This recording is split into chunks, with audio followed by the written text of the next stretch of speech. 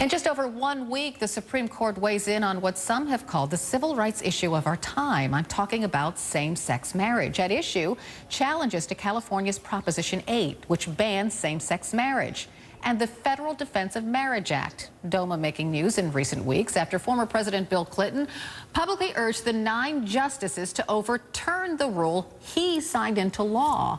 Now his wife, Hillary Clinton, is expressing her support for same-sex marriage.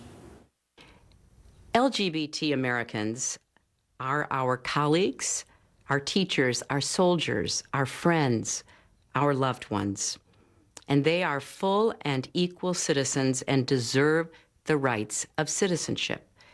That includes marriage. The Clintons are joining prominent politicians on both sides of the aisle, including Ohio Senator Rob Portman, a Republican, and publicly backing same-sex marriage. But will that political pressure have any impact on the nation's highest court? Joining me now is CNN senior legal analyst Jeffrey Toobin and the executive director and co-founder of GOProud, Jimmy LaSalvia. Thanks to both of you for being with us this morning.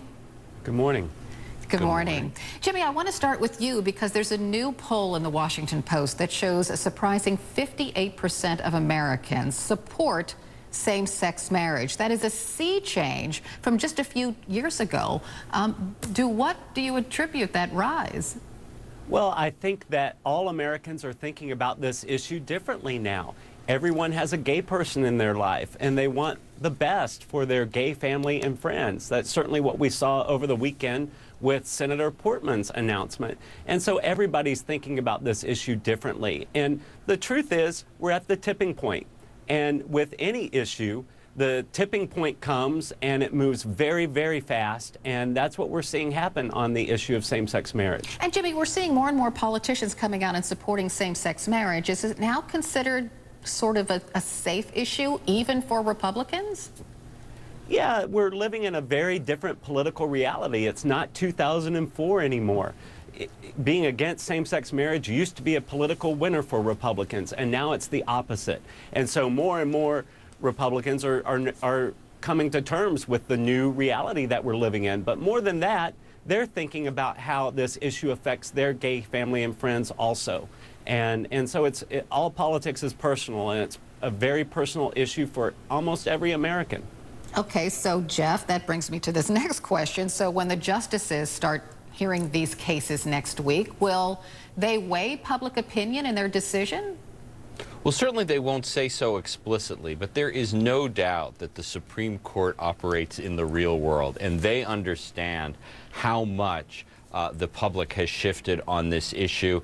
And there is a split, frankly, on the court between the justices who think the Constitution means precisely what it meant in the 18th century and it never changes, and those who think that the Constitution lives, that it changes at least somewhat with the time. And that's why I think you can expect a very closely divided court on these issues next week. Okay, so I'll ask you to make a guess. Which conservative justice might be swayed? Well, I think there's really only one possibility, and that's Anthony Kennedy. Anthony Kennedy is mostly a conservative, appointed by Ronald Reagan in 1987, but he's the author of the court's 2 most important gay rights decisions. Lawrence v. Texas, which said that states could no longer ban consensual sodomy among consenting adults, and the Romer case from Colorado. And so he is certainly the most likely of the 5 Republicans on the court to join the 4 Democrats, at least on the Defense of Marriage Act case, if not also on the Proposition 8 case. There are 2 same-sex marriage cases to be argued next week. So Jimmy, if things don't go your way, if the justices, I'll just shorthand it, rule against same-sex marriage, rule out its constitutionality, what will you do? Well, this issue is being talked about in every state, and the 10th Amendment leaves marriage and family law to the states, and I think that there will be a state-by-state recognition that gay people should have the opportunity and the ability to get married, and that will take just a longer conversation that we're having as a nation, and that's what we'll do. We'll continue to take it state by state and show that marriage is good for everybody, including gay people.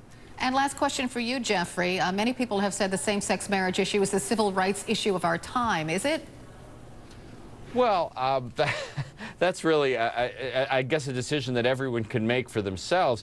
It is certainly true that the progress made by gay people in terms of public acceptance, in terms of legal change, has gone faster than women's rights, which, you know, it was from 1920 when women got the vote till the 1970s when they got legal equality. African Americans, 200 years, arguably, and certainly gay rights has gone lightning fast in comparison. And next week we'll know whether the Supreme Court accelerates that progress or holds it back. Yes, we will. Jeffrey Toobin, Jimmy LaSalvia, thank you so much for joining us this morning.